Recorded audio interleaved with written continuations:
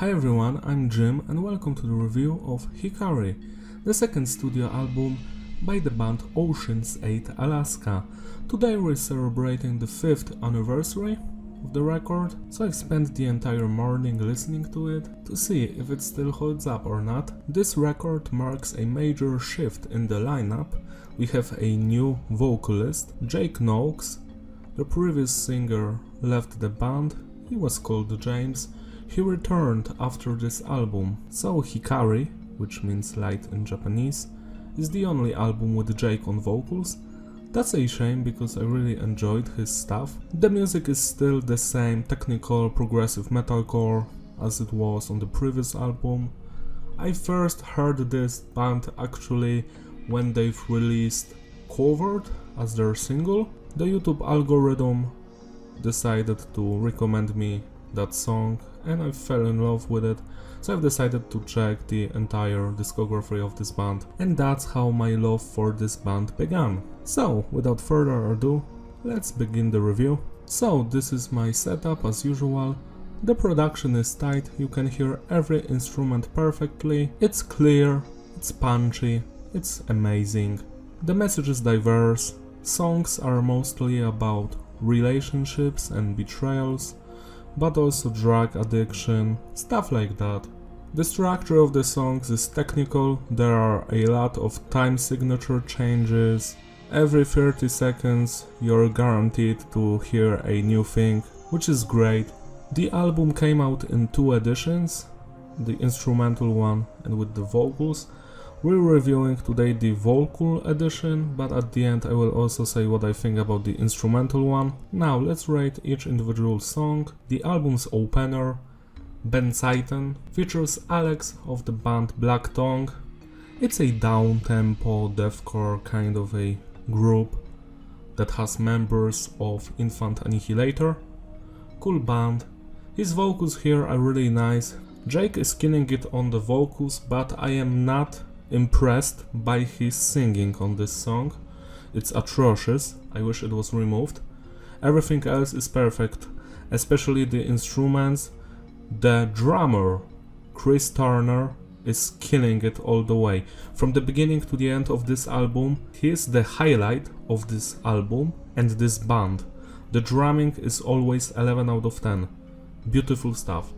The riffs here are really good, the tempo changes. I love some of the nu metalish vibes here and there, these dark dissonant riffs, I always enjoy it.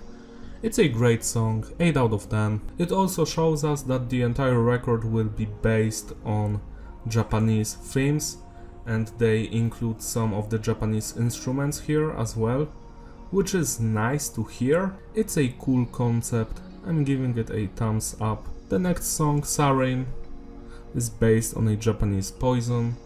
It's a beautiful song. I love the breakdowns here, they are killing it. The vocals are almost perfect. Again, the singing is awful. I don't know why, but everything else is beautiful. 9 out of 10. Covert is a great song through and through. Every part of this track shines, even the gang vocals are beautiful. The vocalist is on point, even the singing here is actually great. What happened on the previous 2 songs? I don't understand it, but here I am glad that he's singing all the way nicely. Thank you very much. The instrumental work, what can I say? It's as good as the previous songs, if not even better. Every segment of this song bangs. 11 out of 10, legendary song. Hansha is the weakest song on the record because it features the most amount of singing, and that singing is not that good, to be honest. It gets on my nerves, but the breakdown at the end is beautiful. It almost doesn't fit the song. The song has that positive vibe going on, these popish melodies, and the breakdown comes and it obliterates everything. It's a good song, 7 out of 10. Next track is Dead Weight. It's the only song on the record where there are no singing, just screaming and growling. It's a beautiful song that was inspired by some horror, Babadook. The instrumental work is really good, 10 out of 10. Very decal, is an instrumental track. It was the first song written for the record.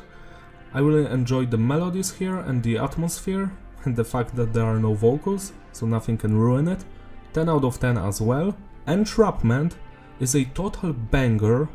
It's a song that has some singing, and because of that I cannot give it 11 out of 10, but the instrumental work and the screams and growls and rapping even here is so good that I have to give this song 10 out of 10. My favorite part is the shift in the time signature in the first minute and 4 seconds. I think that's when it changes, and the change is so smooth and so cool at the same time.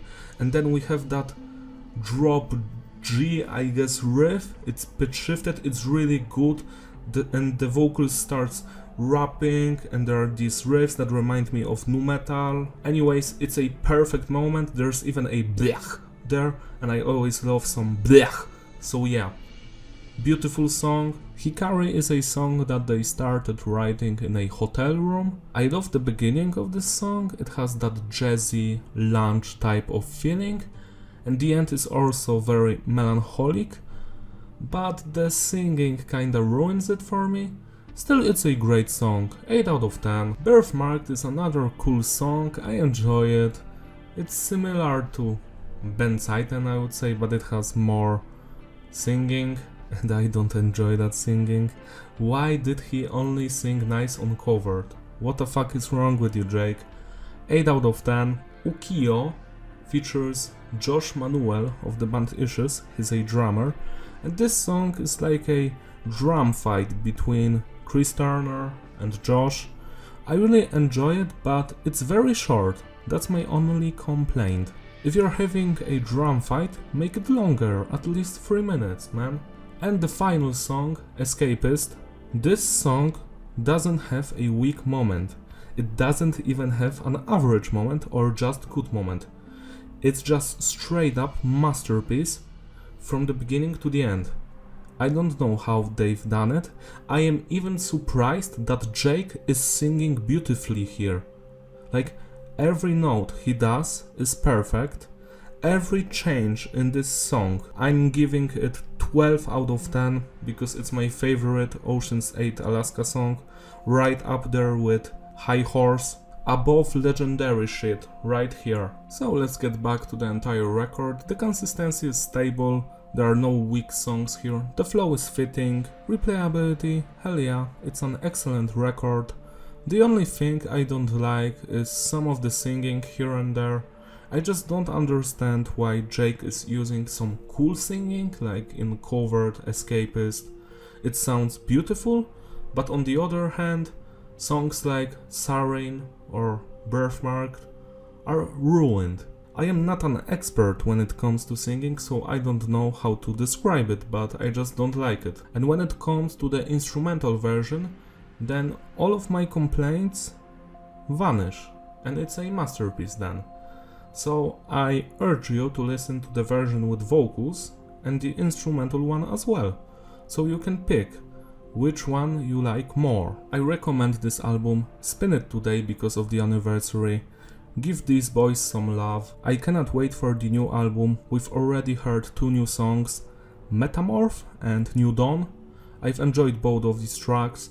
I hope new album will come out this or next year, because it's been too long. It's been over 5 years since new Ocean's 8 Alaska. So give us some great stuff, guys. That's all from me. Thank you for watching. Don't forget to like and subscribe, and I will see you in my next review. Bye.